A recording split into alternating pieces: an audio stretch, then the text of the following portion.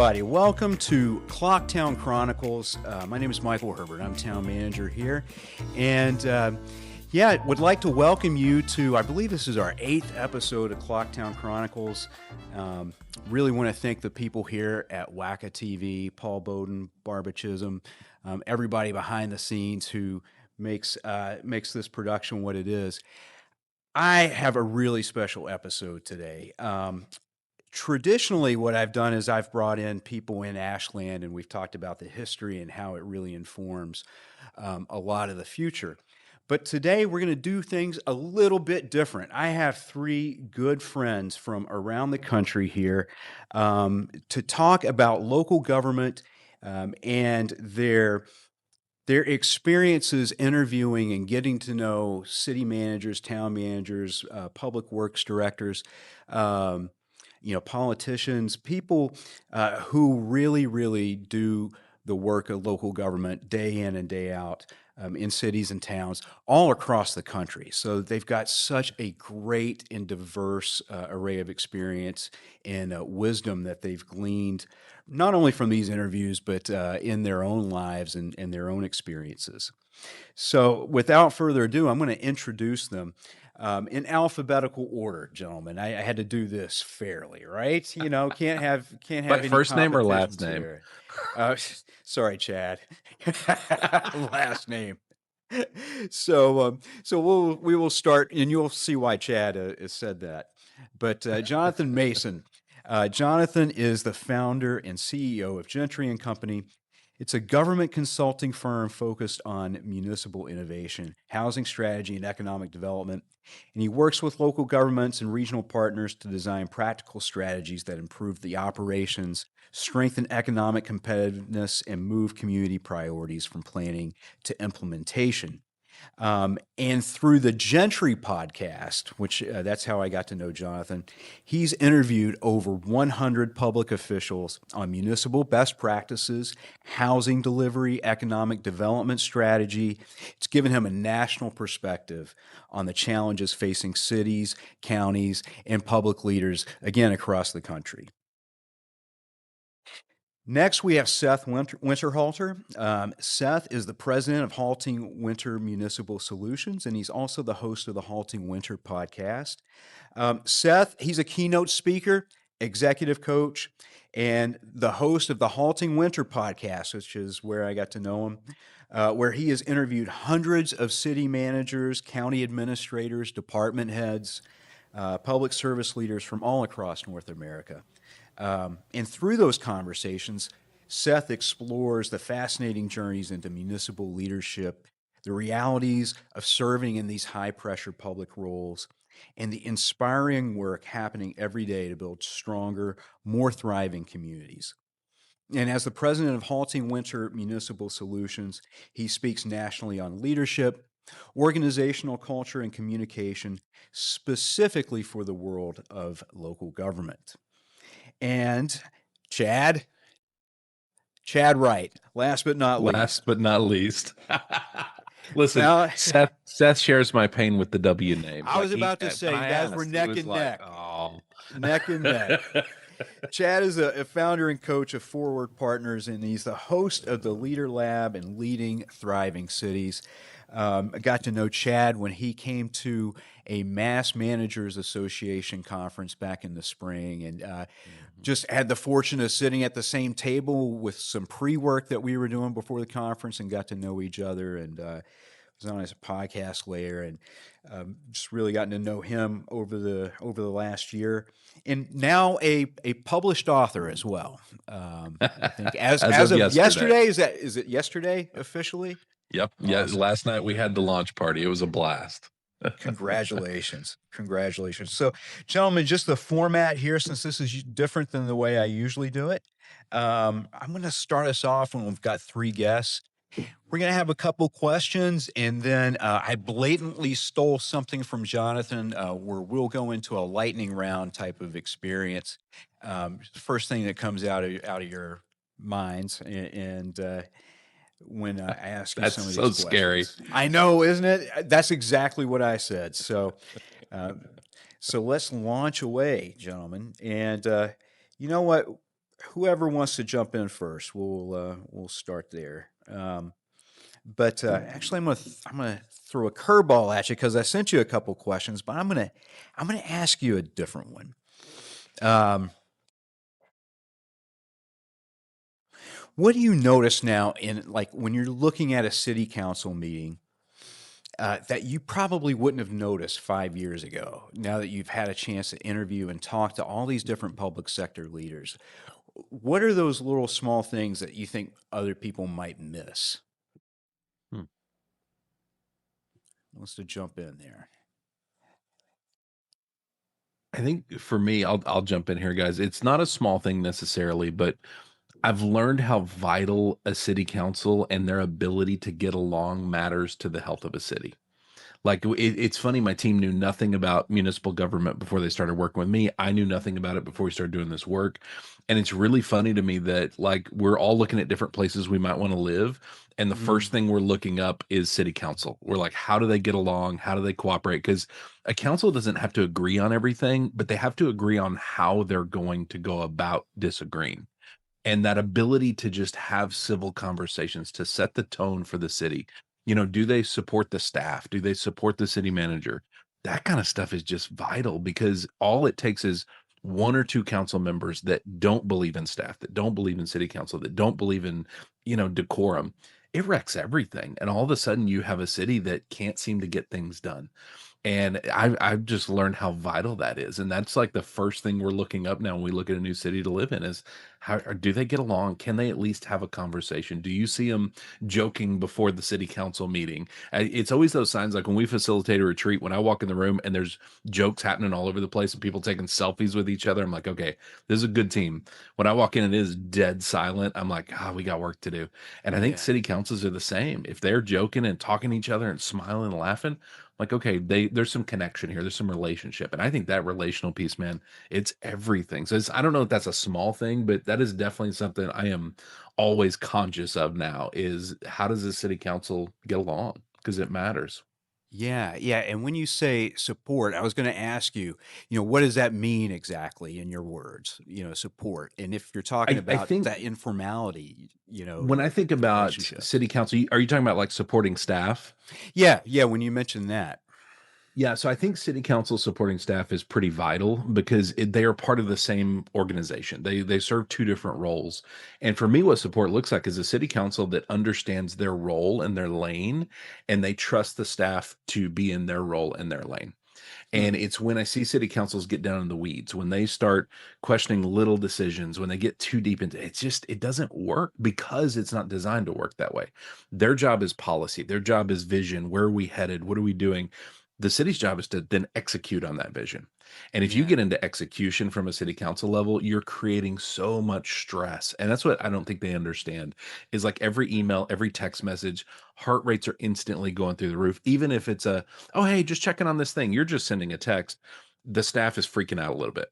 And so right. that connection is often missed. And so I think support looks like allowing them to do their jobs and trusting them and not looking for things to be wrong, not trying to prove the staff wrong. And I've seen some situations where there was some genuine incompetence at the staff level that needed to be figured out. Hmm, It's insanely rare. Most city staffs are some of the most creative, competent, smart people you're ever going to meet. hmm. Let them do their jobs. I think that's what it looks like to me is hands off. We're going to set policy. As long as y'all are meeting the metrics and doing the thing, go have fun. And what can we do to help you do that better? I think Yeah. that's what support looks like.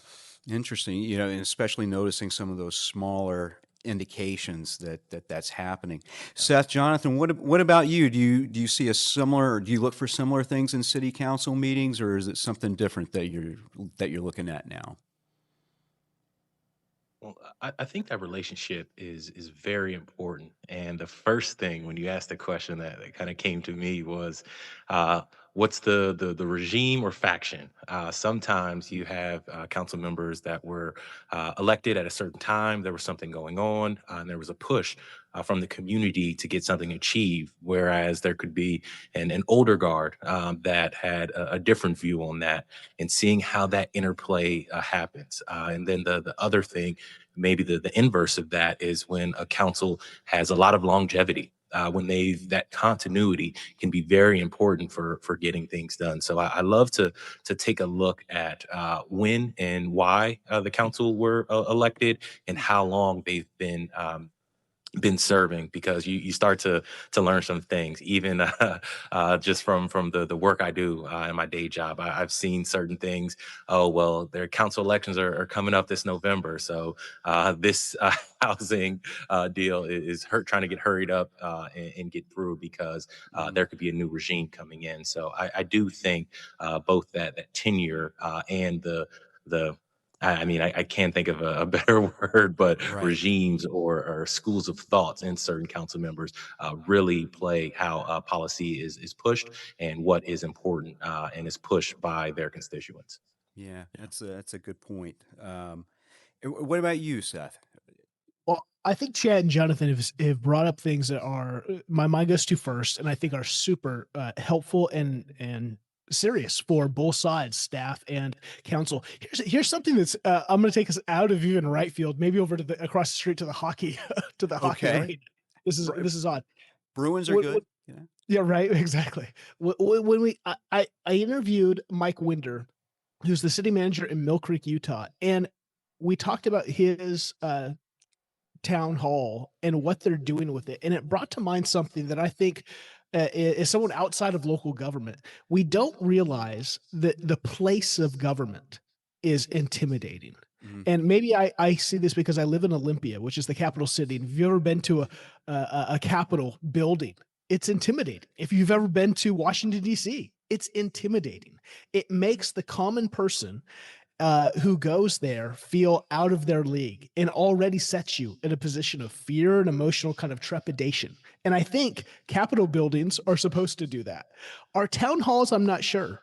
And I bring this up because Mike Winder in West or in Mill Creek, Utah, they built a new town hall that's basically the bottom floor is their town farmers market. The Yeah. top floor is basically like their meeting space for meetings that overlooks these grand mountains. So people use it without the engagement of local government per se, is in its formal ways. And I thought this is such a beautiful way, because one of the things I think when we come to city council meetings, the residents who are not government people at all, who barely even know that their local government functions, who we take all these modern services for granted, they're coming usually with heightened emotion. It's usually negative. It's Yeah. usually something that they're frustrated with or afraid of. And Right. then they come into an intimidating place that they've never been, that feels, and again, they see the council and they look like they're there, supposed to be there. Mhm. They're up on their high arches, right, or their big seats, and then the staff looks like they know they've been there 1,000. That this is where they work. This is just the place, and so it makes the resident, I think, very in a place where they're going to have a negative, probably emotional reaction to whatever they're geared to. And Right. if we can rethink space, if we can rethink how we use this, and just like don't get comfortable because you've been there 1,000 times, but think, what does that look like for a person coming in maybe for the first time ever into this Right. place about this issue? And so I think it is good to set the scene, like Chad said, with just relationship, and remember that we're here to do well for our city. And what Jonathan said, I think sometimes you have to remember you got elected for something, and now you're elected and that thing's not going to go through, or it is going to go through, but now you've got 4 years on the council to make sure water happens and project and other things go forward that you might not even have any idea that your local government does. Yeah. We all have something to do. How are we using the place and the space? Yeah, and what I'm hearing is from all three of you, to synthesize it a little bit, is just the importance of process and creating a relatable experience for people. One of the things, and you probably see this or hear this from the people that you interview, is, oh, how do we get messaging out better? And I am now of the mindset that it's not necessarily that we need to find more vehicles to get the message out. We need to change the message that we're sending, which is really, how does what we do every day relate to you and your quality of life? Mr. and Mrs. Smith, like how does it connect with how you're living your day, how you're going about your life. And I think to your point, some people do see town hall or city hall as intimidating places. They are, especially here in New England, where you've got some really old ones, grand, very, elaborate structures that just, it's not like a place where you're going to go eat dinner, quite frankly. So that's really really interesting insights and just how process, I don't want to say informality, but relatability and approachability. Maybe that's the best That's a word good for word, it. is approachability. It's funny in y'all's answers, Jonathan, specifically your answer, got me thinking about what makes a great council member. Because so many of them are elected because it's like, I'm mad about this thing and I'm going to go fix it, right? And then they get in there and they find out, oh, this is a much more complex problem than I thought, or this is unsolvable, or it's going to take a decade. And it got me thinking about what makes a great council member. We're talking about the relational piece and the welcoming piece, and I think so much of it is curiosity. Like, can a council member get in there for a reason and then have the curiosity to say, but I don't know everything.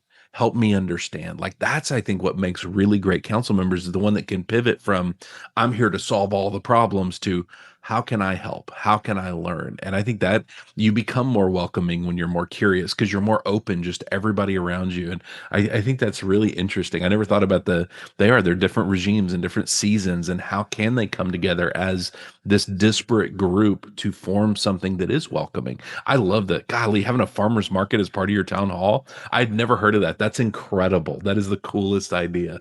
Yeah, yeah. There's some creative, really unique institutions in local government that are, idiosyncratic to that Yeah. community, and that's just what makes local government so awesome, I think. Um, so just moving on to the next question, one thing I really wanted to know. So across you've had tons of conversations, and across all of them, the ones that you've had with the public service leaders, has there been a moment when someone said something that just fundamentally changed how you understand the work? And if you did have that moment, what was it and why did it stick out for you? We'll just do it like popcorn. Whoever wants to jump in. Okay, Jonathan, we'll start with you. How's that? That You got works for me. voluntold. Well, I've had some amazing conversations, and I've been thankful for every person that takes the 2.5 hours it takes to put together a great body of work. So I wanted to start with that first and foremost. But there was one conversation that really stuck out to me. It was Vince Jones Dixon. He is a commissioner of Multnomah County out in Oregon. And the reason it stuck out to me, and anybody that's heard my podcast, I always say it, I truly love when I feel like a municipal leader or somebody in leadership is called to do the work. And he was simply just that. So he grew up in the county in which he is a commissioner now, and one of the things that was very much important to him was his brother. And his brother, what was important to him was supporting the youth. There was an underserved community in which they lived in, and his brother really wanted to pour. I believe it's called the Rockwood community. Wanted to pour into that community and specifically the youth. And he told Vince that his dream was to create a program that supported young people and gave them options to make sure they're making the right decisions. But unfortunately, his brother was senselessly murdered, and he was shot. And when the emergency people showed up to the actual scene, they unfortunately didn't do anything. They sat there and they actually watched him pass away. This was a tragic moment. And later, his wife actually was doing a community project. I believe she was getting her master's degree, and she went back to the community and did a town hall. And this town hall was attended by 40 people, and they wanted to really get the essence of the Rockwood community. And while she was there, 2 people saw Vince and came up to him and said, "Hey, I was there when your brother was murdered. I saw what happened, and the emergency responders didn't address him, and I actually have the video." Mm. So in a large county, 40 people that showed up to the community event, 2 people actually had the video. So he watched the video and saw the emergency responders not give him the services that they need. And what did he do?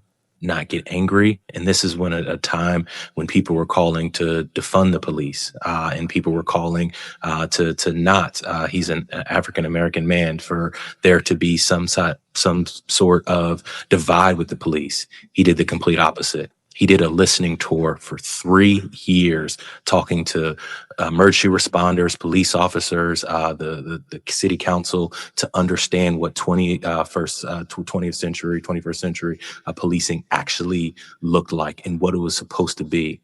And that led him to then run and become a commissioner. And he was able to make sure that things like this didn't happen, not from a place of pointing the finger, but from a place of understanding and having that conversation. And fast forward to now, he was able to help a program that his brother wanted to create it, and get over $2 million for that program to support the children of the Rock community. So when I think of that story, I think of somebody that was truly called to lead their community, somebody that didn't take the easy route, which is hate and pointing the finger, but chose understanding. And leaders that are called and choose understanding are the people that I want to have leading my communities. Yeah, wow, that's a powerful. That must have been a powerful moment at that, when hearing that story. I literally got chills. As you know, I do the hour-long pre-interview, so I knew the story. But on the podcast, there's a moment you can see me visually get chills and seize up hearing the story the second time. That's how powerful it was. Wow. Wow. Seth, did you have an experience like that or something different? I think Jonathan wins the experience. I was going to say, follow that up, Seth. Go ahead. It's not a competition. I think, says the guy with the gold medal. That's I think for me, it's the build. It's all of these interviews, and the same thread that weaves between them all is basically this with the municipal leaders, now over 325 plus episodes. It's the dichotomy. It's the dichotomy of people in this profession that love this missional work, I get to meet some of the best people I think in the world, that just love places and people. And that's what this work is. And yet it's the dichotomy in today's age of incivility, in today's age of whatever's kind of negative in the media, whether that's social media, whether that's verbal media, it is the truth. And so they feel like they're kind of fighting. They love what they're doing, but they feel like they're fighting this almost invisible wall. And maybe it's not even in their community. And some people, they go, man, my community is awesome. It's this pressure almost nationally or globally that's just weighing down on us. It's creating burnout. It's creating just a heaviness, I think, even as they interact. Maybe their city's good, but they're interacting with people, the conferences and whatnot. It's just this heaviness of, man, we're trying to do good work. Hardly anyone knows and appreciates it. And we have to deal with, Fox and CNN and everyone else and Facebook and just the diatribe of everything stinks. And I think it's that dichotomy that I'm concerned about. And again, that's why the podcast exists. I think that's, the thing that 3 of us are trying to do is share the amazing work that is happening at the local level. I think state and federal are important, but the local level is the government of the people. You get to go in, no matter how intimidated you feel by your town hall, you get to go in anytime you want and say your piece. And where else can you do that? And I think it's powerful, and you can go get involved. That's the more important thing. You can be there's commissions and all kinds of things, volunteer opportunities to vote. I mean, your vote matters in significant ways, and these people love their place, and they love their neighbors. That's the other thing. These people, local government, are serving their neighbors. They're not serving some idea and policy. These are the people who are bringing you the essential needs: water, sewer, trash. Can you imagine not living with those things? Well, I mean, it's amazing. You hear the complaints when it doesn't get picked up, because that's when people realize it. It's like, oh gosh, the trash is usually picked up on Tuesdays or Wednesdays, and it hasn't, and it's a hot summer day. I always refer to local government as the foundation of society, because I got to be honest, my toilet stops flushing, it is probably a day before I'm flipping things over and setting them on fire. Like, I'm starting riots, all right, because I need that toilet to flush. And so I think it's amazing how these things we take for granted are truly the foundation, because we would not do well without them. I think Seth really hit something there. It is local government. That's why we all do this. It's magic to interact with these professionals who are so creative, so smart, and just so good at what they do, and they're passionate about it. And it's so exciting to see. Yeah. Chad, is there a particular moment that sticks out for you? I think, kind of like Seth's, it's not a particular moment, but it's a series of moments that all tell the same story. For me, it is when we're interviewing people that are late in their career, and we always talk about, what would you go back and tell yourself? What's the one piece of advice you would have for yourself at the beginning of this decades long journey, And there's always some version of, I wish I had learned to slow down. I wish I had learned to take care of myself. I wish I had learned to be present in the moment and not just miss everything, focused on what's next, and that learning to take care of yourself in the process is the thing that's been missing, I think. Because you see, it's funny, I talked to a city manager one day, and we're sitting there talking, and he said, I can tell you when I was appointed, and I can tell you when I left, and I can tell you my kids' ages in that range. And he said, I don't remember hardly anything about their childhood in those ages. And that's heartbreaking. And these are the people that are making our society work. And yet they're getting run over by this career. And so this all kind of culminated, I think, we have this same conversation a lot, because we talk a lot about sustainability and how do we create that for ourselves. And this all culminated. I interviewed Bradley Ford. He's former city manager of Waco, Texas. And it was an incredible interview, because Bradley's young, and he ran into some health challenges because of the stress of the job. And he eventually had to step back, and he did a little mini step back, and it was like, oh, I'm going to change everything. He changed nothing. Spoiler alert. And the health problems came back, and he finally realized, doing things the way I'm doing things, all the muscle memory I have built up that has made him highly successful in this job, it can't keep happening, or else. And so he was willing to step back. He was willing to say, you know what, I'm going to resign from this position. I'm going to take some time off. I'm going to take care of myself, and then I'm going to come back at it, ready to rock and roll. And that ability to step back, I think most of us were taught that retreat is failure. And yet retreat is how you create a sustainable career, that ability to step back so you can keep going forward. I think that matters. And so that theme of people at the end of their career saying, I should have done this differently. I can't stop hearing that, because I think it's the reality for most of us. And so I think the reason we dive into all these conversations is to try to help people see, hey, you're not alone out there. You are not by yourself. You're not the only one dealing with this, and there's got to be a better way. And so that is where we're trying to get to, is what is that better way, and how do we embrace that? So that for me, it's a series of moments that tell that same consistent story, that we have to learn to take care of ourselves in the process. And if we can learn it earlier in our career rather than later, life's going to be better. And so that's what we're trying to get people to.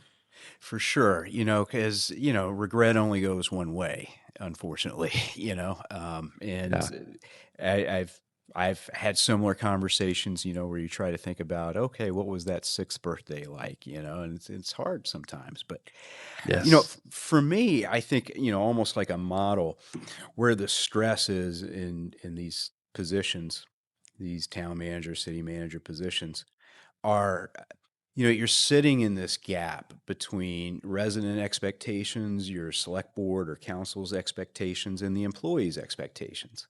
And then you don't have a level, and I'll just use above you or under you that you can share this stuff with. So it's like the pressure's coming in from these different sides, and then you don't have a relief valve, going up or down. Yeah.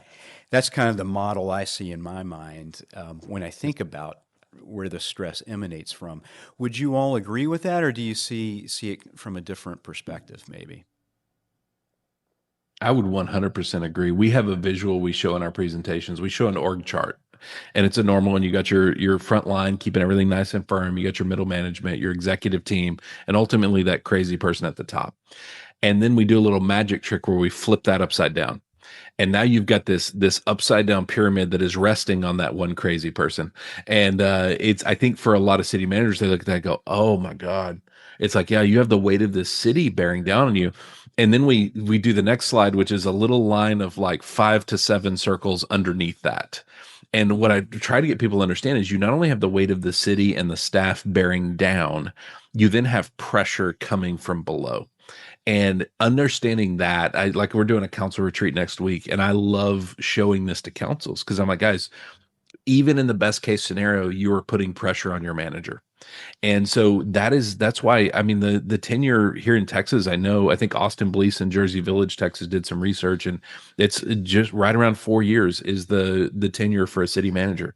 That is so short. That is such a, I mean, I refer to y'all as being like itinerant preachers. You just go town to town to town, and eventually something happens, because that's so much weight to bear. And I think that's where that lack of sustainability comes from, is it's not a model that we're really built for. And so that's where we've got to figure out, how do we relieve some of that pressure? How do we make sure that it's not just external, but internal? How are you taking care of yourself so you can show up and you can deal with that long term? And I think you're right about that model. It is there's tremendous weight coming from all sides. And that's why community matters. You guys need each other. Like, y'all have got to find better ways of being honest, because I've been to a lot of state city management conventions, and I see it a lot where everybody's sitting around going, hey, how's your city? How are things going? Oh God, we're so good. We're so busy, man. We're growing. We got this and this and this. And internally, I'll talk to them on the side, and they're like, yeah, I don't know if I want to be a city manager anymore. Right. I'm like, what? Go talk to your friends. Why are you telling me? Yeah, But they don't want to do there's an that. They don't element. want to appear weak, right? Yeah, there is an element of that, I think, in all the associations. Yeah, Jonathan, Seth, anything to add around that?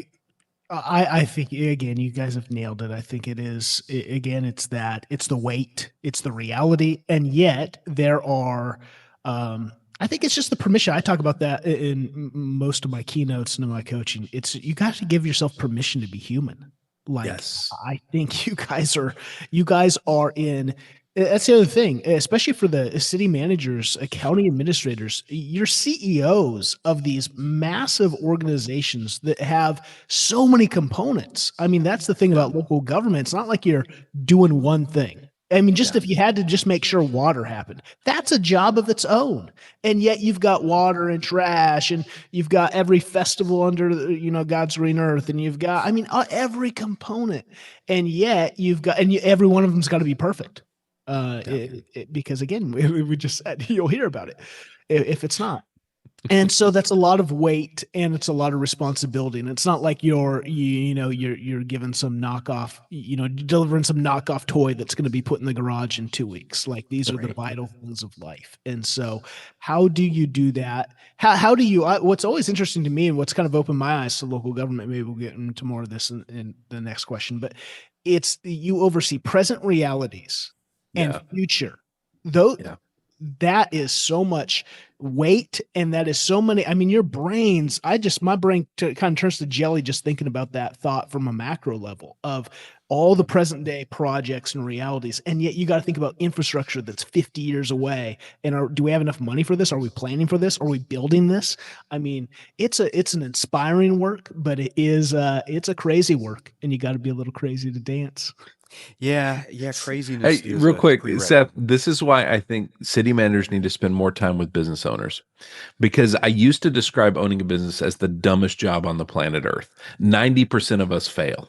And that's crazy odds when you start a business. Like, oh, I'm going to do this forever. No, you're not. You're probably going to die in the process. It's a crazy job. And then I met city managers, and I'm like, I think that's crazier, because you're like, I want 7 bosses. Let's do that, you know? And so I think, honestly, entrepreneurs and city managers need to spend more time together, because it's a similar journey of you're living in the present. Oh, God, I got to make payroll today. I got to send this email. I got to do this. And also, where are we headed in the next 20 years? And what's the next big thing? And it's a tension point. And I think they can learn from each other. They can lean on each other. They can love on each other, kind of help each other figure out how to do that. And so I'm as we're talking about this, I'm like, how do we start connecting more entrepreneurs and CEOs with municipal CEOs to see what synergy can happen there? I think that would be interesting. Hmm. Yeah, I think that's a great call. Call out that idea of dealing with the X's and O's in the day to day, but also understanding you have that existential threat of whatever it is looming around the corner. AI is coming and changing the particular industry that I'm in, or there are strikes that are happening around me, like those existential threats. But having to understand the day to day reality, and then the other part of what you said, I thought was something important. Having actually both times you spoke, Chad actually spoke about it, is having that network of people and that connection where Yeah. you can be vulnerable. I know Seth does some work around it too, but just having that space that you can actually commiserate, share ideas, and talk through from a place of vulnerability, that is what is going to create that longevity that needs to be had to literally be day in and day out, but then also prepare for the 50-year-old infrastructure that is going to hit your desk once you kick the can as far as it can go. Yeah, it's I think part of that pressure and part of what can lead to burnout is when you just have so many things to do and you don't have enough time to do them. Because this is the worst situation I feel like any organization can be in, is when you're doing so many things that you can't do any of them well. Nobody wants to go to work knowing that they're going to be delivering a C plus product, even though they're given A plus effort, just because they don't have the resources, whether that be time or whatever, just hours in the day to do that. And I see that happening with a lot of local governments, because the demands on local governments are becoming more and more, I think, vocal, or they're coming out to light more. And the funding associated with that, coming from different organizations or different levels of government, I should say, like state and federal, is not coming in the way it used to as well. So we're getting this squeeze, and it can be very frustrating, as I'm sure you're hearing. Are you hearing similar stories, or something different that's causing more of that friction? I would say the friction between society and government, just in general. Well, I think you've nailed it, is that burnout is really two main branches connected to the same root. It is overwhelm and underwhelm. You are overwhelmed, and like you said, only able to really do C plus work because there's just too much to get done. Or you're underwhelmed, where you feel like you're just a part of the bureaucratic, red tape, pushing one pile of rocks to another location and then pulling it back again. So it's underwhelm and overwhelm, but both of those have the same root, and that is worth, value, appreciation. Humans desire to be seen, heard, and valued. We desire to be, and that's why I think what brings people into local government. I'm always baffled at 99% of the interviews I do where I say, did you have any awareness of local government growing up? When did you know you want to become a city manager? Yesterday. Like that no one knows about local government, even those who serve at the highest levels of it as they're coming into it.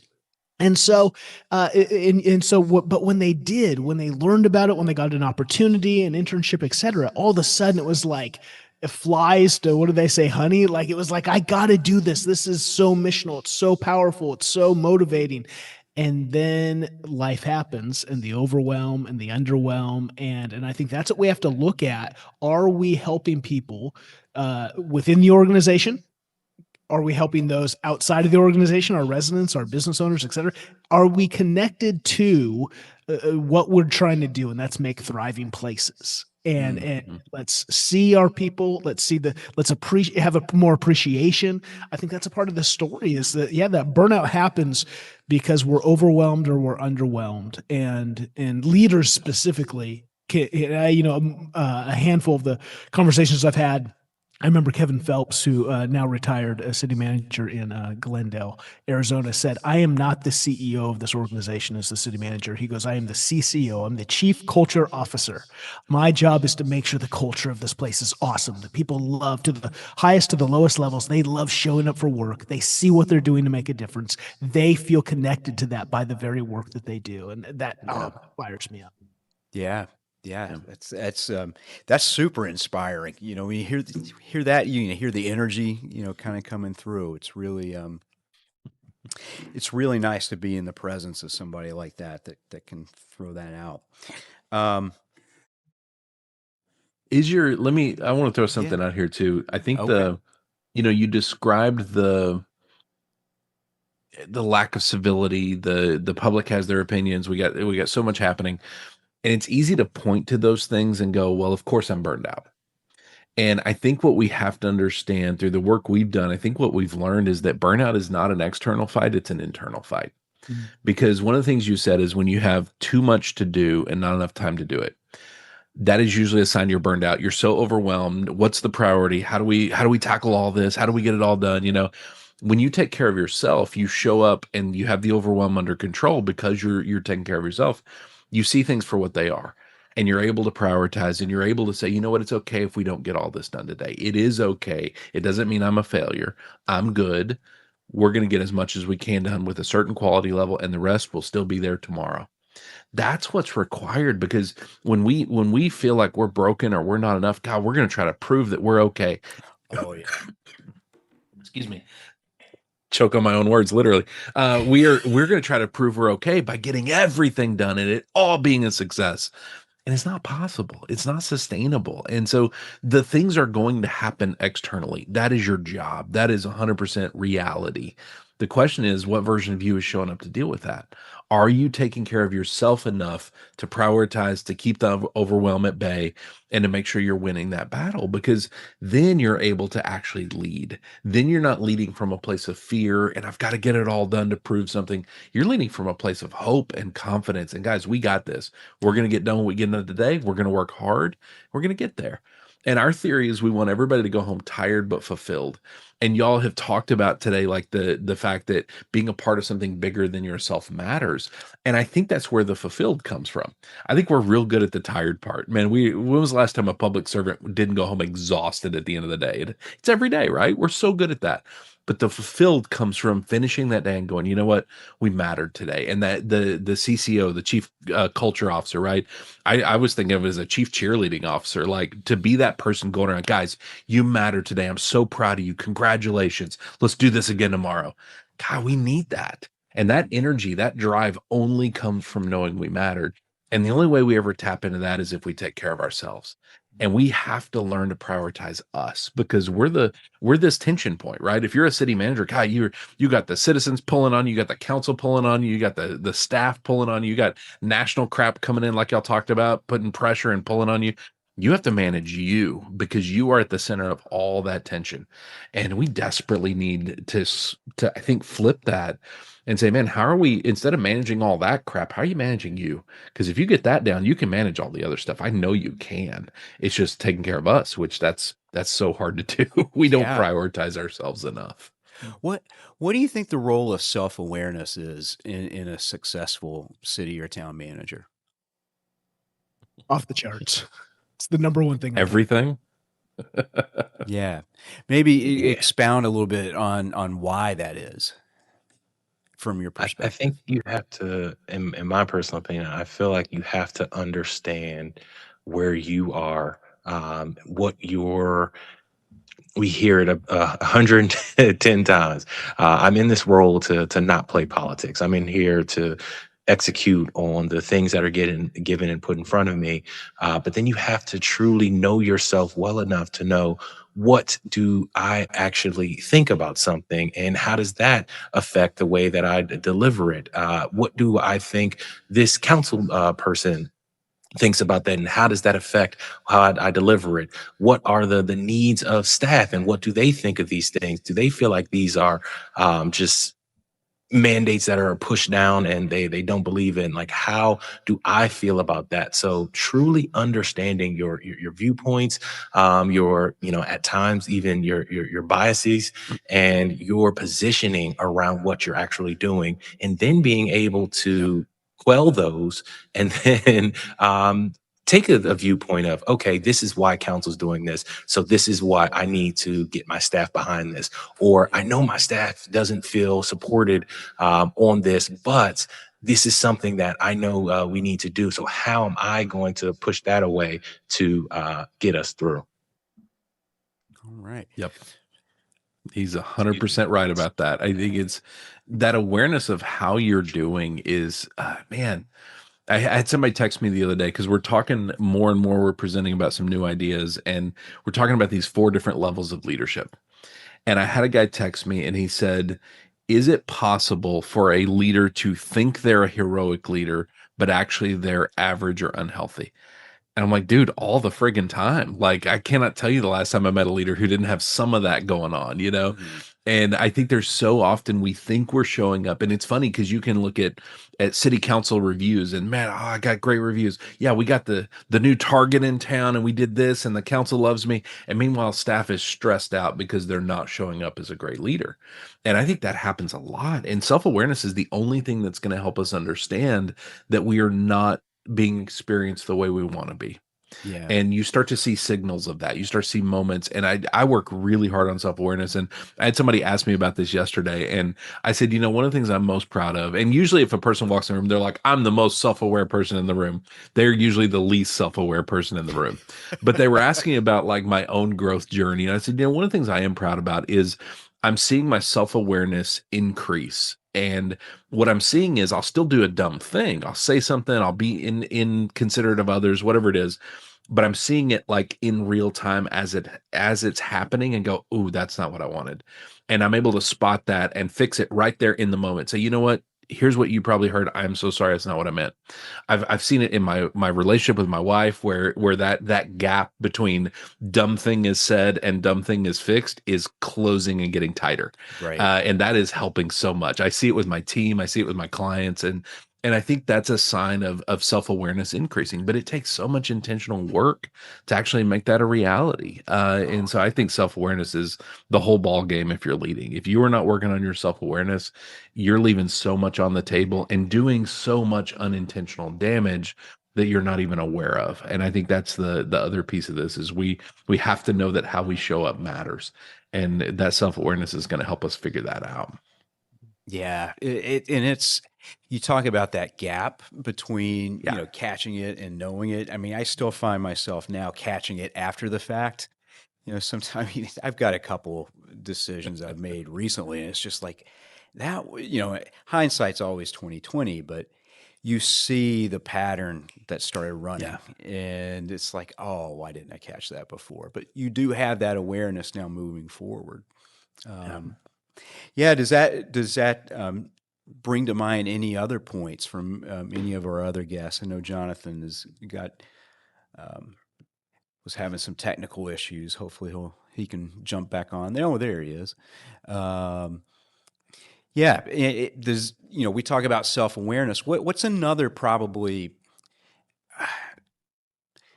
trait, ubiquitous trait, I guess you could say, that town managers and city managers have from your experience? I was just going to say before maybe we exit the self-awareness thing, because I think it flows in. Yeah. Self-awareness. I think the issue is we start with self-awareness and we just think about strengths. Like, what are my strengths? I need to know I take the Enneagram and I'm this and this, and I take the DISC and I'm this, and I take every test and I find out who I am. Again, we're looking for validation, right? Right. The thing that's level 1 self-awareness. There's nothing wrong with that's good. But have we taken level 2, which is you take the strength and then you look at the shadow weakness. Every strength has a shadow, right? Oh, I'm great at this. Great. You will push into that and it will become your detriment. I'm great. And so I think that, again, are we taking self-awareness to the point where I know my strengths, but I also know their shadows? And now that I know my strengths, now that I'm practicing self-awareness, guess what I can do? Now I become people aware. And I go, oh, those are your strengths. Those are your shadows. How can I be a help? How can we be a dream team where we know our strengths, but we're also holding each other accountable to where they become shadows? And then as we become people aware, we become organizational aware. And so we build dream teams where we go, I'm not Superman or Superwoman. I can't do everything. I need different strengths. I need different viewpoints. Then you build a city council dream team because it appreciates the different ways we think and the different way we see the world, so that we actually build something whole. And again, the perspective of a community where made up of different people, different viewpoints, different values. How can we appreciate some of these things? And I think the only way we do that is with true self-awareness. True self-awareness creates humility. It does not create pride. And I think that's the issue I see with a lot of self-awareness. We're doing it to puff ourselves up because, again, we want worth and value, instead of going, let me know myself so that I can also understand some of the things that lead to my detriment, burnout, et cetera, the things we've talked about. Yeah. Yeah, Seth, you're talking about those edges, right, on some of your strengths, and we think about, in more the modality kind of I'm familiar with, we think of them in terms of polarities. You have the person who naturally can just go in and dominate a room, dominate a conversation, but can they actually go in there and listen and take the energy of the room and kind of get the sense of what all is happening? Can you develop both of those ends of the polarity to where, and have the range to choose which one you want to fall on? That's been a critical insight, just the concept of polarities, at least for me. And I love the idea of choosing where you want to land on that, because it is the shadow side. When you see it, you're like, okay, I want to make sure I'm not veering into that. You talk about dominating a room. We do a ton of work with the Enneagram. And so Enneagram 8s are known for being direct, right? Well, at their average level, it describes them as dominating and egocentric. And they're always like, I'm not dominating and egocentric. And everyone around them is like, really? Bro, yeah, you are.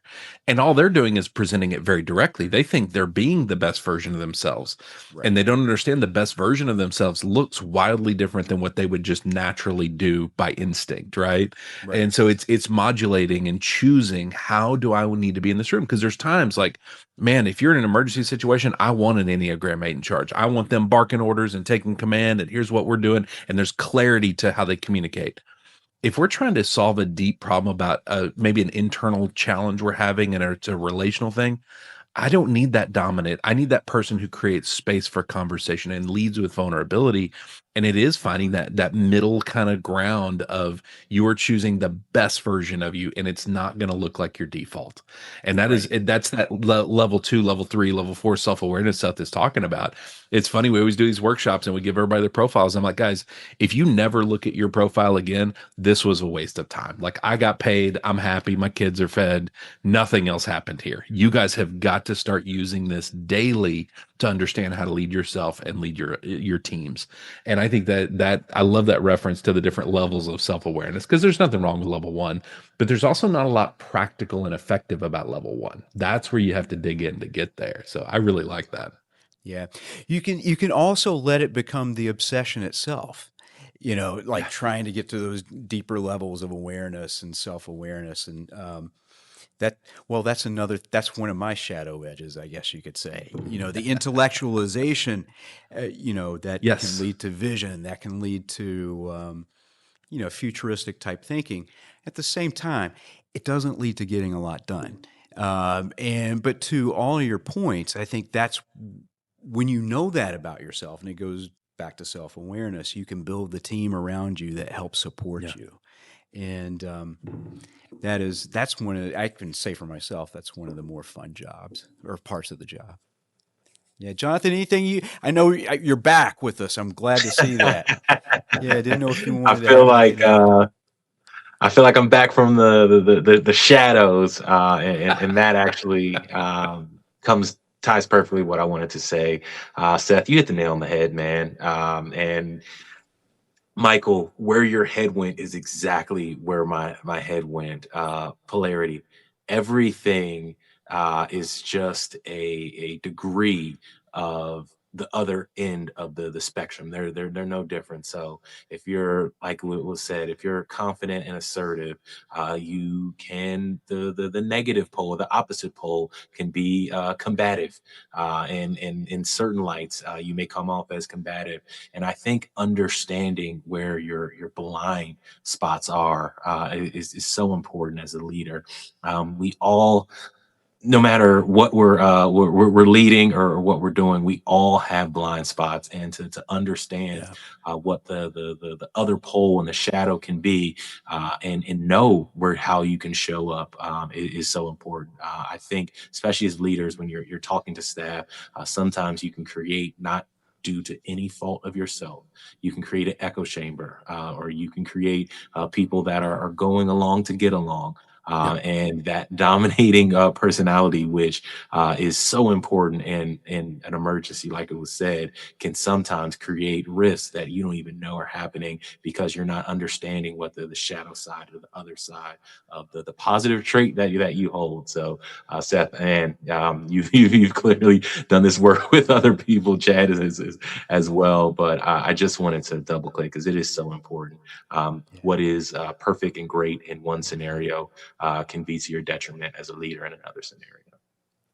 Yeah, and it's amazing the range of different styles and different people that are in this profession, and you talk about those eights, and the town manager who hired me in Ashland, he had no municipal experience, but he ran a military base. He was a general. He was in the Air Force, F-15 pilot, shot MiGs down in Desert Shield or Desert Storm, I forgot which one. And I mean, I learned just as much from him, um, in terms of like leadership as I did from, very experienced city managers that I worked for, just different things. So cool. Well, gentlemen, we are at the point where we can get to some lightning questions. These should be a little bit more fun, although, it's me, so they're a little bit heavy too as well. So, Michael, you and I have the same personality type, by the way, just so we're clear. Like, I bring the heavy. Let's go. yeah, we can go deep there. So, well, let me see. I didn't put these in any order, but we're going to start off with this one. So, what's the smallest thing that tells you a city is well run? And Jonathan, we'll start with you. Wow. It's crazy being on the other side of this, the last chance. That's why I wanted you to go first, man. Wow, what's the smallest thing? How every rung of the quote unquote totem pole, because I don't want to talk about necessarily hierarchy, how they speak about leadership. So if you go to the newest person in the room, that just got their MPA, what do they say about the leader? If you go to the maybe 20 or 30, 40-year, maybe a little bit ornery, stuck in their ways, how do they talk about the leader? So anybody up and down the rung, how they speak about the leader, you'll see if it's positive, that's a well-run machine, because that is not easy to do. Yeah, brilliant. That's good. Seth? I think when I have toured or kind of, when I go to a city hall, And the city manager will come down and greet me, usually in the lobby, and will walk me all the way to their office. What we experienced from that lobby to that office tells me everything I need to know. Usually, like, it's the ones who they can't stop, but there's laughter, there's there's little check-ins, and you just get it's that energy, it's that pulse, versus the ones where it's like the walk of like, am I going to my death? Like, it's just everything is frozen, and it's like that might be the smallest, like when you say the smallest thing, but it is always interesting, the walk back to the office, and it will tell you a lot about what's happening and just kind of what the vibe is in that. That's another brilliant one. Chad, how are you going to top this? So my smallest thing is actually, it starts before Seth's smallest thing. My smallest thing is when I first walk in, I'm very intentional about how I greet people. And so I will walk in and say, "Hey, how are you today?" Big smile on my face. And what I get back tells me a lot, because the person greeting me at the front window has a pretty like mundane job.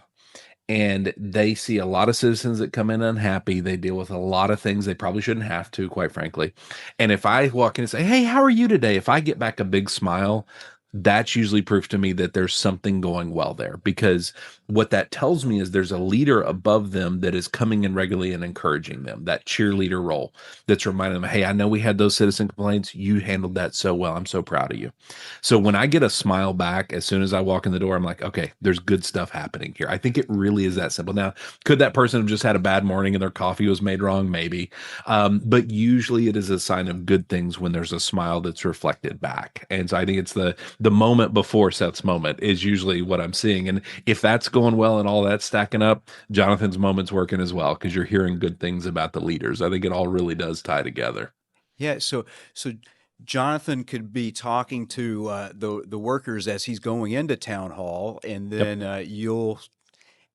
when you meet the city manager, you'll get the full trifecta of these ideas right here of how you can sense something's going well. What's something a guest taught you that had nothing to do with local government? Seth, I'll start with you. Oh man, something that doesn't have anything to do with local government. Oh, I was, the first thing that came to my mind is you, but it did teach me about local government and your like the style of what's happening in Ashland, where everyone gets to come in and have a say. That's town meeting. Town meeting. It's like, oh, so wild. Man, something that doesn't have to do though with local government. Man, that is my brain is so geared onto local government. I think it's just again, maybe it is local government. It's just the places. I love diving into the stories of those places, like the history. I think my favorite episodes probably have been, they're usually the smallest cities. They're the places, Van Buren, Maine, the middle of nowhere, and just how it kind of has changed, how it came to be, how, mining or the mill or, something, the power plant, something that did. And then like Van Buren's a great story because that mill, kind of the typical thing shut down. And then the thing that was keeping it alive is it's right across the border from Canada. So it has like a border crossing where when you cross, you have to do whatever your paperwork or stuff there. The federal government moved that border crossing like a mile down the road, and it was like the death knell because now no one had any reason to kind of walk right into downtown and get lunch. And now they're already a mile out of town. So we'll just keep on going. To hear these fascinating stories, and then to hear, my favorite part is the turnaround. Like, how do you turn a place around? How do you take the old dilapidated hockey rink and turn it into pickleball? And people are now playing and coming and showing up and loving things going on. Pickleball's always the answer, isn't it? It is. It really is right now. I mean, if you're not playing pickleball, I don't know what you're doing. Yeah. Being young. Fascinating stories always get me, but that's a great question. I'm so focused in on local government. I don't think about. Yeah. Jonathan? Yeah, I got one that on the surface was about government, but below the surface was so much more. A town manager came on my podcast and shared an incredible story of facing addiction, and then showed how they had to utilize the services. So they got to see the other side of how the government supported them. And then they went on to lead that same government. And when I heard that, I was like, wow, I truly wish there were more people leading that have actually had to lean on the government in certain hard times. And then I looked at myself when I'm leading or I'm running a company. Um, am I actually coming from a place of humility? Have I stopped and looked at it from the customer or the client standpoint? Have I actually needed to reach out when I actually need this? And I wish more people were like this town manager. So that's something I learned. Love that. Cool. Chad, That's a good insight. that is a good, beautiful. You know, for us, this is an easy answer for me because it's funny having a show called Leading Thriving Cities. You would think public service is the core of it, but really it's a leadership podcast. And when you start talking about leadership, it's how do you lead yourself to lead every area of your life? And I'm amazed how often the conversation veers into parenting and leading a family. And for me, that has been one of the most beneficial things is sitting with mothers and fathers and kind of wrestling with the doubts that come with parenting and the fears that come with parenting. And it's fun when I sit with people that have older kids. My kids are all out of the house and married. And so when I sit with people in the same season, we're like, man, we made it. Can you believe we made it? And then when I sit with people that have young kids, I'm like, God, please, please, please be present in every moment. Like, yes, they're frustrating as hell, but please be present because you're not going to remember it if you're not. And I was never present really in a important way for my kids when they were young. And you don't get that time back. You know, for me, it was burnout. Burnout stole that from me. And so I really love when it veers into parenting and we talk about what leadership looks like in that context. And it's always amazing for me how much of that transfers directly to the conference room. So you go from like trying to get your kids to take their baths and go to bed and do all that. Next day you're in a meeting and you're trying to get a 65-year-old police chief to learn how to like take his bath and go to bed and do the things. And it really transfers perfectly. Yeah. And it's really funny to me when that happens. So I've learned a lot about parenting and I've been encouraged as a parent just by interviewing all the fellow parents. It's always fun when that happens. Parenting, that's a journey too, right? Wow. It's like city management, except, you know, a lot more crying. Well, it depends on the kid. My mom might disagree. That's I started to say it's like parenting, but with a lot more dirty diapers. And you know, I don't know if we want to throw that sentiment out there or not. That would be an interesting guest for sure. So last one, gentlemen. What's the moment in an interview when you know you're going to get something good? Now just let whoever wants to jump in first. I'll throw my answer out there, and it's probably going to make me sound like a jackass, but I'll throw it out there anyway. It's honestly just the second they walk in the room. I know it's going to be good. What I have learned is I want us to have a great conversation, which means we're just going to sit and talk. And so it is not about, I tell them up front, like, we're not editing this. We don't edit anything out. Unless you say something that'll get you fired, we'll take that out. Outside of that, we're just talking. So pause to think. Say your ums and your ahs and your like, we're good with that. Pretend this is you and me just having coffee. There just happens to be a bunch of cameras and microphones and lights. And I think we've gotten so, I think, good at that, not in an egotistical way, but in creating space for conversation. I'm just confident that we are going to have a great conversation. It doesn't matter who it is. Everybody that walks in the door is super nervous. And I'm like, guys, seriously, don't worry about this. You're going to be okay. And we have just a short little 10-minute pre-conversation just to kind of connect. And we talk about our kids and what we had for dinner last night and what foods we love and just random things. And it's amazing how that just eases in. And then we jump into the same 4 questions every episode. And every one of them goes in a wildly different direction. But I honestly believe, like, if you look back at every episode we've done, there's great parts of every single one of them. And so I'm just confident we create space for that conversation well. And I think a lot of it is we care. Like, I love these people and I love the work they do. And I'm passionate about telling those stories.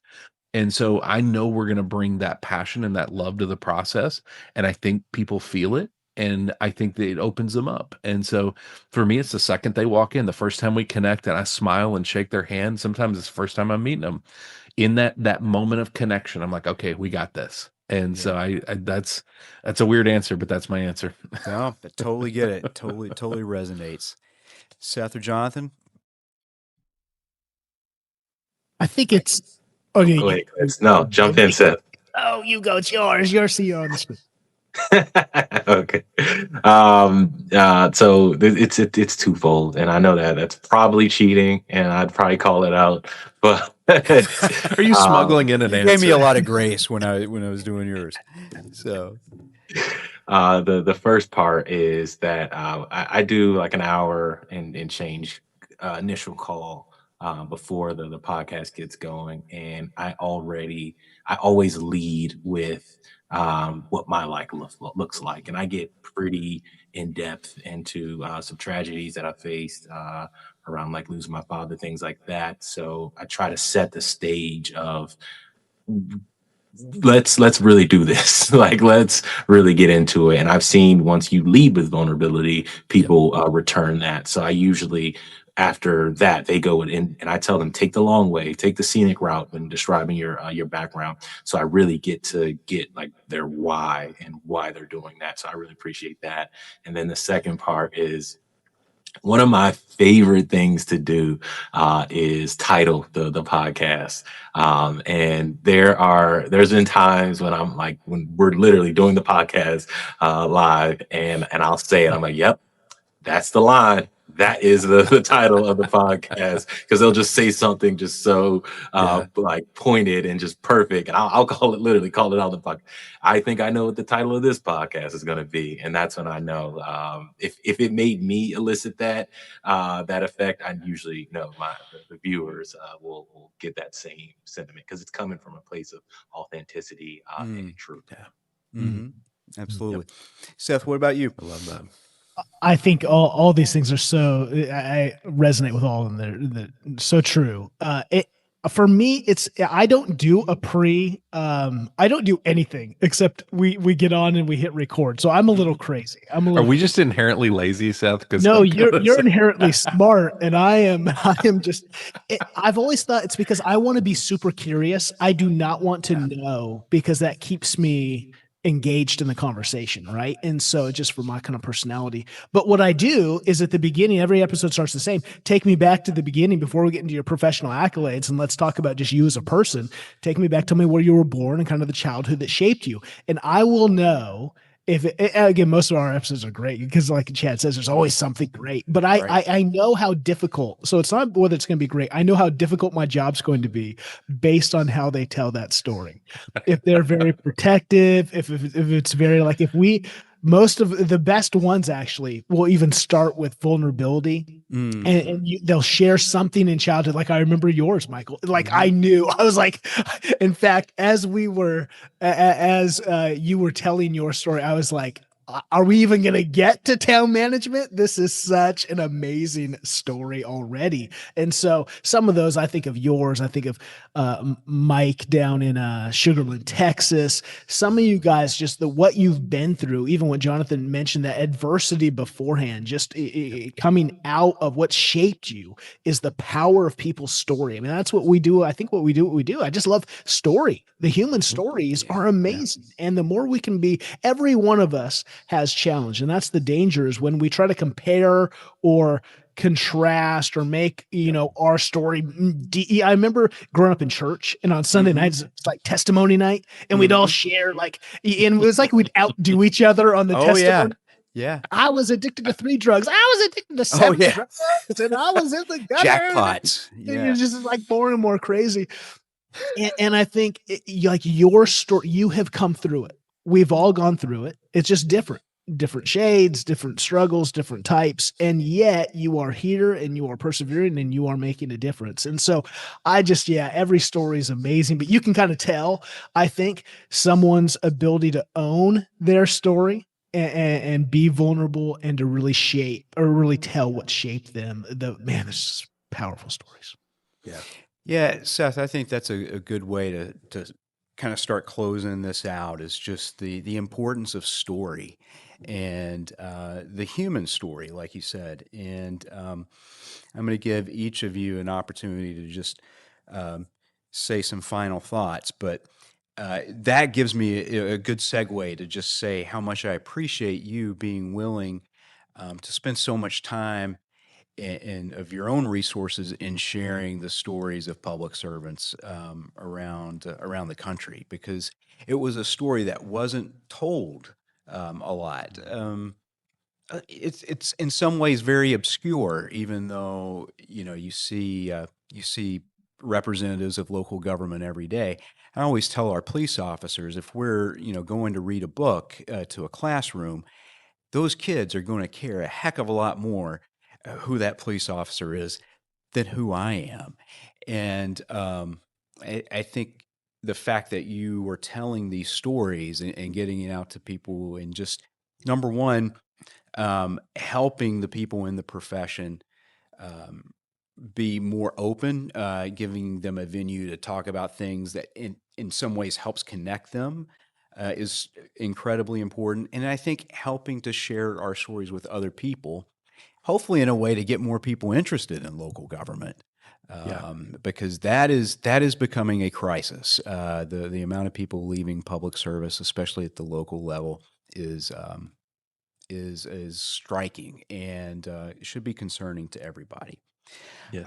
So thank you. I will do a proper send off afterwards, but I want to give you all an opportunity to just give me some final thoughts. Chad, I'll start with you. The last guy gets to go first. Yeah. So it's funny. I was talking to somebody yesterday. I'm coming back to Massachusetts in a couple weeks, and one of the parts we're going to do at the conference is kind of a live version of our podcast. We're going to interview a couple people, and I was on the call with them yesterday, and they were both a little hesitant, like, "Who am I to do this?" And the thing I told them, I think I would like to encourage everybody with is one of them commented and said, "I'm looking out at the crowd and thinking, like, what do I have to share that's better than what they have to share?" And I told him, I said, it's not about being better or worse. It's about your story. Each one of us has a very unique story. Seth just talked about this. And it's in those unique stories. It's in Jonathan talking about losing his father, and it's in those unique twists of the story that people can identify themselves and go, "Oh man, I've been there." And in that moment, they feel like they're not alone. And when we started this company originally, it was understanding that leadership could solve so many problems. But part of being leaders, we're taught that it's lonely. And I think that's a lie. I think we buy into it and we're like, well, I'm lonely, so I must be a great leader. Man, great leaders surround themselves with other people. And so I think it's just understanding that on your journey, all the twists and turns and the challenges and the hardships, those are meant to help other people. And so it is about telling your story. Your story doesn't have to be better than anybody else's, not more insightful, none of that. It's just your story. And so I think that's part of why we're so passionate about doing this, and why I think we would all agree, like, it's to tell the stories of other people in order to help others. I guess it kind of redeems the experiences we've had. Mm. I got to stand on stage yesterday and talk about some hard things that happened to me as a kid, the first time I ever felt shame. And what I know is, as hard as that is to do in front of people, it connected with people. And I guarantee you there's other people that walked out feeling like, okay, I'm not the only one. And so I would just encourage people that watch this and think, well, I could never do anything like that. Do it. Tell your story. Your story is uniquely you, and it was very specifically the way it is so that you can serve other people with it. And I can tell you it brings redemption to those stories and to Mm. those experiences that we would look at as bad. Suddenly there's life. And Mm. so I would just encourage you, do not hesitate to share your story if you ever get the chance, because it will absolutely help somebody and change their life. And maybe it's a small way, maybe it's a large way, but it does have an impact. So tell your story. There's a reason you have it, and it is not just to hold tightly and protect. It's to share. And so that's why we're so excited about this and want to keep doing this for a really long time. Cool. Cool. Seth, how about you? Really the same thing. I think that Chad nailed it. You have a unique story, but the power of it isn't in how unique and how dynamic. And I think we live in a Hollywood age where people go, Yeah. well, my story's boring. Like, it has no, like, I'll find it. And not only will I find some excitement and some uniqueness in Mhm. there, I think that it's not unique to you because you lived it. It's just the past. And yet, not only is there a uniqueness that can be inspiring, as Chad said, there is more. You are not so unique that people will not connect with it. And I think that's what is inspiring. And that's why I share from birth to where you're at now, because I want someone young, I want someone mid-career, I want someone old to be able to hear parts of your story and go, "Oh, that was me. We share this. Oh, we both had Mhm. this.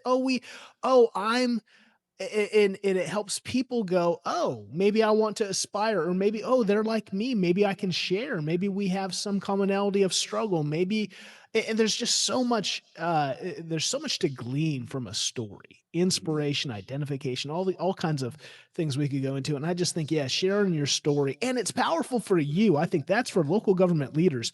You have been so in the grind of climbing and of working and of doing, you forget the impact you have. Mm. Just like what we've mentioned this whole time, local government only basically is known when something breaks, when something doesn't work. Mm. You do the work every day. Local government leader, whether you're elected, whether you're employed, whatever that looks like, you do work that you don't realize is amazing. And I think you have to, looking back and seeing what you've been through and what you've actually done is healthy. We don't really do that. We think that's what, that's what famous people do. They write biographies. Your life is writing a story that's powerful and it's Yeah. inspiring, and it doesn't need to be Hollywood to make a difference. Yes. Yeah, good point. It's something I want to point out real fast. You said there, Seth, you said their work is amazing. And I think if you think back on a historical scale, the fact that we turn a knob and water comes out and we flush a toilet and it goes away and we have paved roads everywhere, it's not amazing. It's miraculous. Like if you compare it to even 100 years ago, it's miraculous. That's crazy. Sorry, that just clicked in my head. And I love that idea that it is miraculous work. I think they need to hear that more often. For sure. For sure. Jonathan, why don't you take us home? Yeah, no, thank you, Seth and Chad. You guys, you guys hit the nail on the head.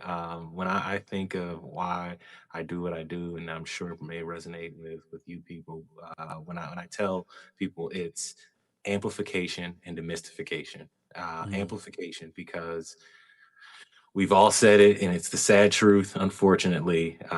When things are going right, there's not a loud megaphone. But when things go wrong, it is everywhere. And that is a sad truth.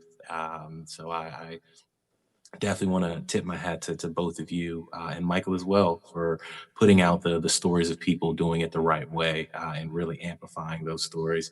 And the second is demystification. So some of the audience base for my podcast, I get on TikTok and it's not a lot of municipal leaders that are watching it. So I ask a lot of questions like, hey, can you explain that? Or can you say that in layman's terms? And things like that. So the demystification, but a part of that demystification is exactly what you all have teased out. It's humanizing leaders. People can look up to leaders or see government as just this big amorphous block entity. But when you talk about a leader's actual story and people can connect with that story, like Chad, the first time you felt shame, like that is when you really start to bring the human element to public service. So again, I want to take the time to thank Michael. And then I said it off camera, but I want to say it on here. Like Seth, when I was getting started, I was listening to your podcast and just hearing how you're able to bring that human element. And Chad, when I got started, there wasn't a ton of people on YouTube putting it out and really bringing the almost the character element, the charisma, that visual element of that. So I want to thank you both for showing me that because it helps me in everything that I do. So thank you. Oh, that's incredibly kind, man. Thank you for those kind words. Awesome. Well, speaking of story, gentlemen, one of the things I really, really, really have enjoyed getting to know you because of your stories and the people that you are, the people that you're bringing, who you're bringing to the table when you're doing these interviews, not just your guest stories. It's you each have, well, you each are special people, and I've really enjoyed getting to know you over the last year. And I so appreciate not only the work you do, but again, the people you are. And I so appreciate you being willing to come on this show and share some of your experiences. I'm really excited about this. I hope we can do this again. You know, maybe. Absolutely. Yeah. This is I don't know. It's a little intimidating for me, but I can say that now here at the end. But you guys, It is for all of us. Trust me. awesome. Well, thank you, and we will schedule you again for a later time, and we'll continue this conversation because I feel like we were just getting warmed up. Yeah. Love it. Thank you, guys. Appreciate y'all. Thank you you so much. Everybody, this has been, I'm going to call this a special edition of Clocktown Chronicles. This is a little bit different. We've had Jonathan Mason, Seth Winterhalter, and Chad Wright, who interview leaders amongst many other things that they do. They interview public sector leaders all across the country and share their stories on podcasts and YouTube. So it was wonderful to have them here as guests today to share a little bit of their experiences. Our next Clocktown Chronicles, I do expect to have a little bit more of a local flavor. I've got a couple of ideas that really tie Ashland in with some other things that we enjoy, things like music. So pay attention to the next episodes that come out. Again, my name is Michael Herbert, town manager here in the town of Ashland. I'd like to thank all of my support, my staff, Paul and Barbara here at WACA-TV. We couldn't do what we do without them. And thank you for listening. We'll see you on the next edition of Clocktown Chronicles.